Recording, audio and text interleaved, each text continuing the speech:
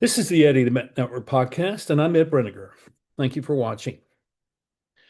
Today, I want to talk about consciousness and time. I know it sounds like a very theoretical kind of thing, very abstract, and at one level it is, but it's something that I've been thinking about and interacting with people about for the last 4 months. And in particular, in the conversations I'm having with people as I've traveled around the country over the last 3.5 weeks. I see consciousness as something more than like a personal attribute. Oh, well, he's very conscious. He has a good self-awareness. It's not like what it's not an attribute like the color of your eyes. It's not a thing. It is something that in effect leaves us and connects into the context that we're in. We become conscious of what's out there, and that consciousness is not simply a mental apprehension of it. It's really something that we experience. And we gain some kind of knowledge about ourselves when we become more conscious of the situations we're in and we begin to kind of think through them. And what I want to suggest is that we really need to place consciousness in the context of time. And by time, I don't mean the clock. By time, I mean seeing the integration of the past, the present, and the future, and how they flow with a continuity between the three, and and that what we're conscious of is what has gone on before and what is possible for the future, already all captured in the present moment. Now, there are things that I have read and things that I've written during this time that address this.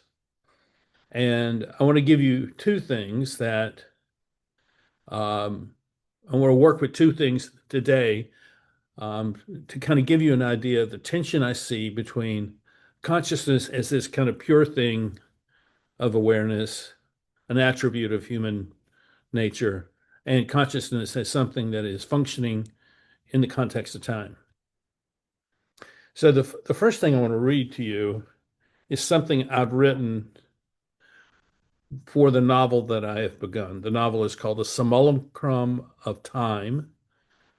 And in this story, there's a young man. He's in his first philosophy class at, in his first semester at the university, and the professor of the class says this: there is no past nor future, only the now.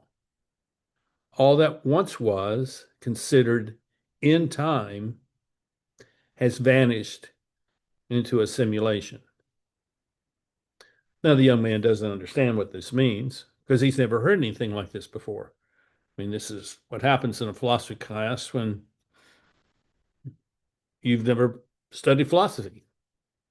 And it is the sort of thing you would hear if the professor had basically incorporated a lot of postmodern thought into his or her teaching regimen. And what that may mean is that there is no continuity in time, and that there really is no continuity within us. It's kind of a depersonalization, and all there is whatever there is. And that, I mean, there may be people who would disagree with that characterization, and that's fine. I think that's one of the things about postmodernism is that it it defies being characterized in any specific way. It is almost anything you want it to be, and it is used that way. But at the really at the bottom line, it is a mechanism for um, the securing of power. It's a power mindset, and but that's not what I'm interested in talking about here. So let me give you this one more time. There is no past nor future, only the now. All that once was considered in time has vanished into a simulation. and the simulation is a manufactured story or a manufactured time, which may have nothing to do with reality, may have nothing to do with what has transpired in the past or what will come in the future. A lot of this for me became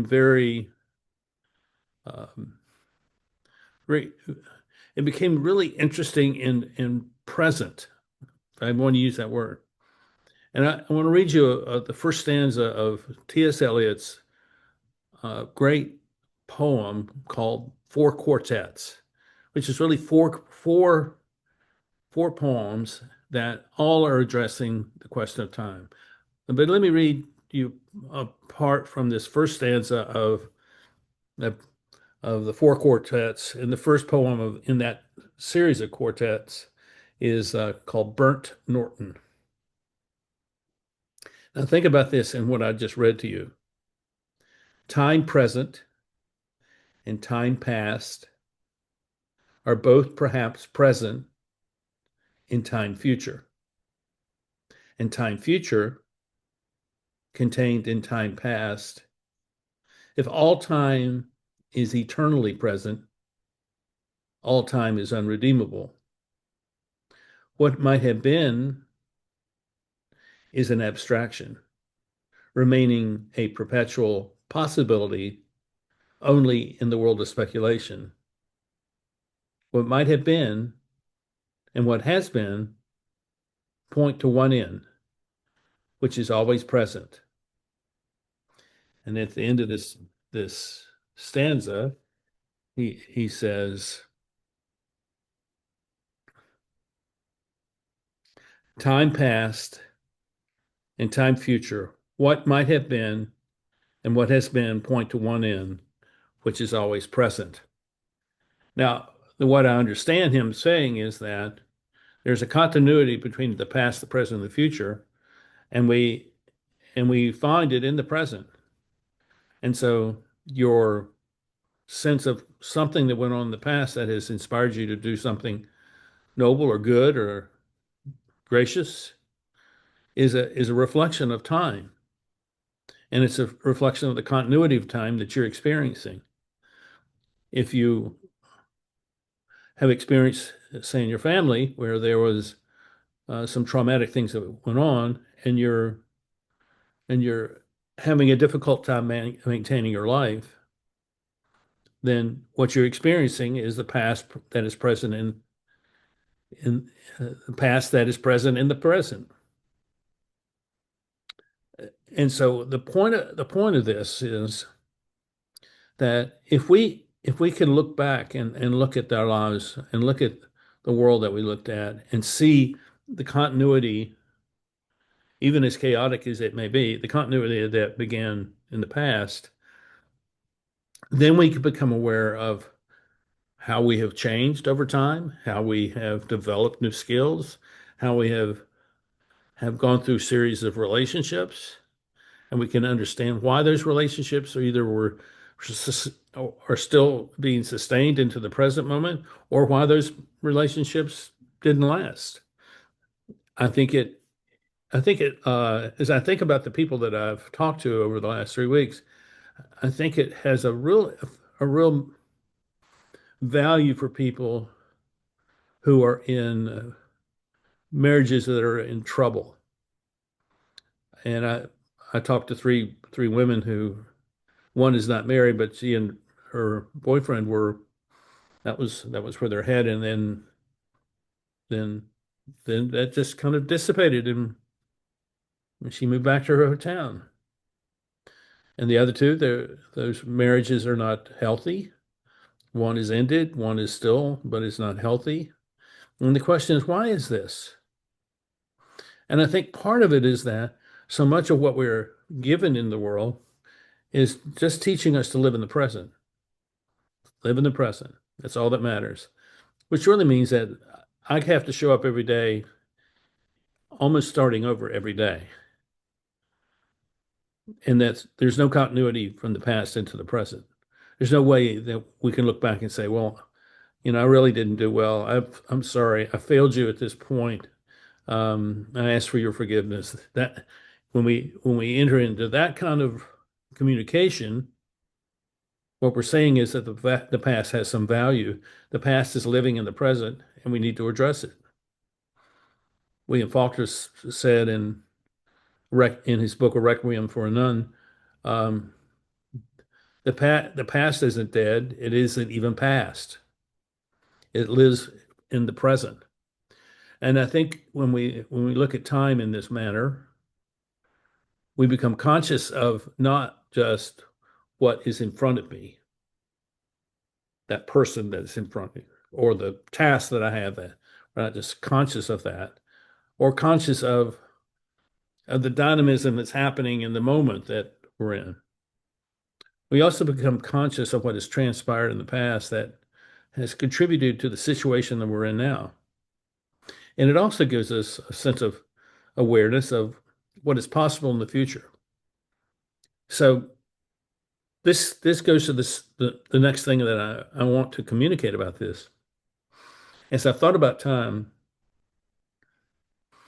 we're obsessed with time as the watch, the clock, the the movement from 1 second to the next second to the 1 minute to the next minute, from an hour to an hour, a day to the day.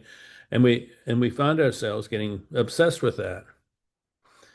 Or we used to, and now that no longer matters because there's only the moment. There's only the present moment and that's all that matters. And that's where our attention is. That's where we've become conscious only in the moment that we are aware of what we're experiencing. And how in the world, if we're going to live a complete life, how do we look at the future if we cannot look at it through the lens of the past and the present and to say, what is the effect I want to have in the future? So we look at the future not as some aspirational moment, aspirational present moment that's coming in the future. Instead, we should look at it as, okay, what is it that I can begin to do now that will create the effects that I want to see happen? And I've seen what happened in the past, and I don't want that to happen. So I want to change how I am operating here so I can create the effect in the future that really, really matters. So what I'm saying is that your consciousness is not just some feeling or some um, appre, app, awareness of what's going on in the moment. And it's not even just awareness of what your values are, what your skills are. It's something that goes to a much more action oriented or much more real sense of this is how my life matters. When you become conscious of your life in time, you become conscious of your life and how it matters. And you become conscious of how the effects of your life matter in the future. I like what I read from many people about what they're saying about consciousness, but I don't feel like they've taken it far enough. And I think it may be our kind of scientific predilection to kind of keep things boxed in a certain form because it's really clear that this is what the research has shown us. But the reality is that we're not the subjects of the science. We use the science as an object to order our life and to take our life further into the future. So if we see consciousness in the context of time, then we see our lives in the context of time, and we become aware of what is possible in the future. Now, let me say this in terms of how we should look at children. Children are very conscious, but they don't have the intellectual development to understand it at a high intellectual level. But they are aware of what's going on. I mean, they see things And they have an intuitive sense of that, even if they can't articulate it. So, what if we were to, in grade school, in elementary school or primary school, however your systems define it, what if we were to help children look at what is possible for them in the future? Instead of just giving them skill sets, giving them, put that skill set into the context of time. And the context of time says, well, this is how this, say, particular need is has developed over the years.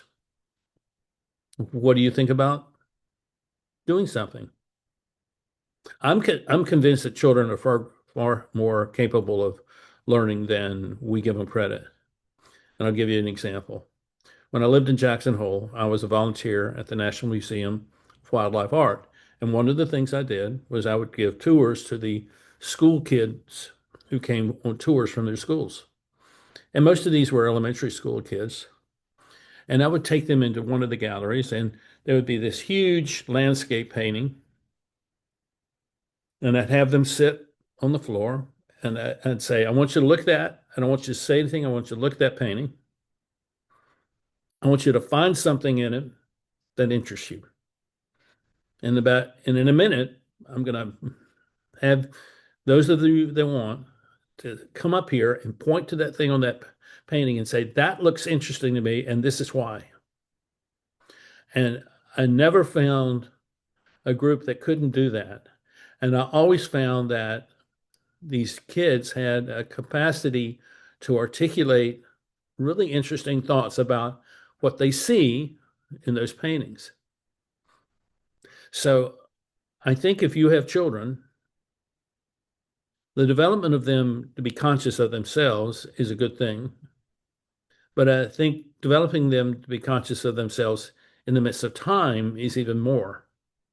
Because when you help them to see that they have a future and that whatever they're doing today will be considered past in another year or another week, but to see that there is this continuity of development that leads them to being a kind of person that they want to be when they reach whatever age that is.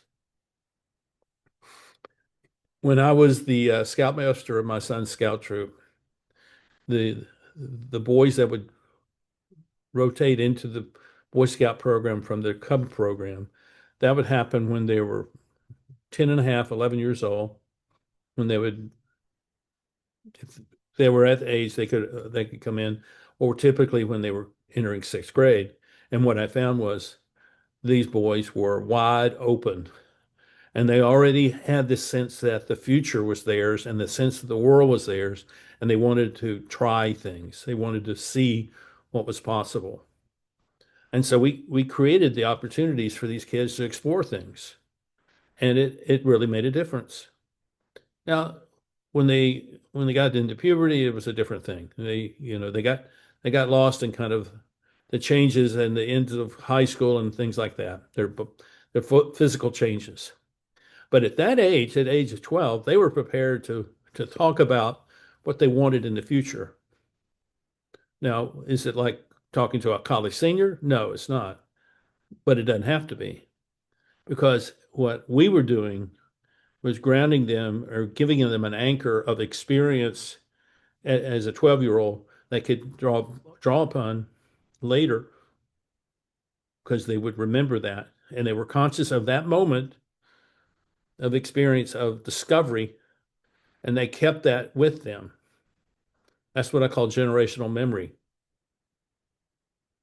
So consciousness in time is not simply being aware. Consciousness in time is understanding that we all exist in time, and that the past, present, and future are all present with us at any one moment. And then when we recognize that, it opens up the opportunities for us, and it takes us out of this mode where only the present matters.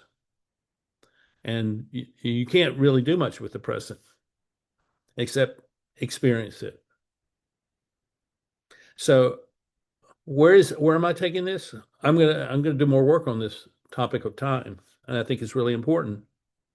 And I'm going to write this novel, and I'm going to at the heart of this novel will be the tension between time as Eliot understands and time as this philosophy professor understands, where the professor simply is asserting that there's only the eternal present.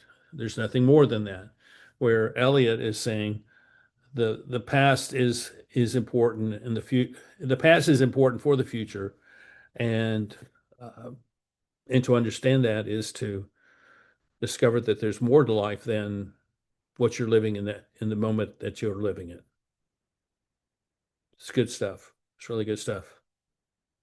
Uh, Next week, we will return to um, people who have been interviewed.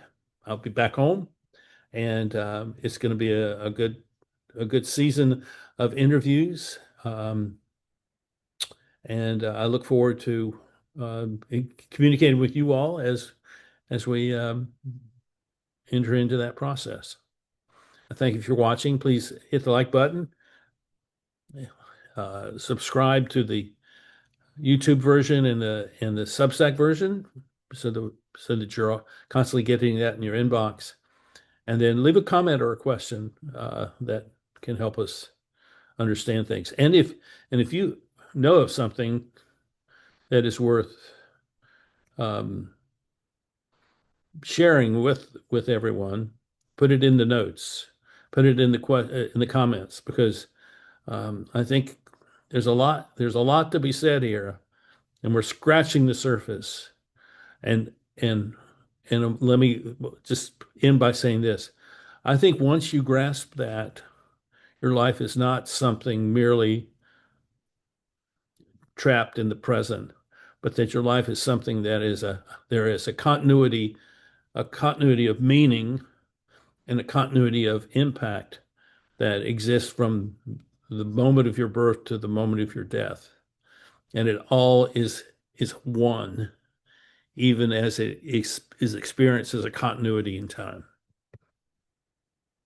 And I hope you find that to be encouraging to you, so that you may believe that you are capable of doing things that you weren't thinking this 15 minutes ago. So let's support one another as we seek to be conscious in time so that we may be persons of impact in time. And I thank you. We'll see you next time here on the Eddie Network podcast. Bye bye.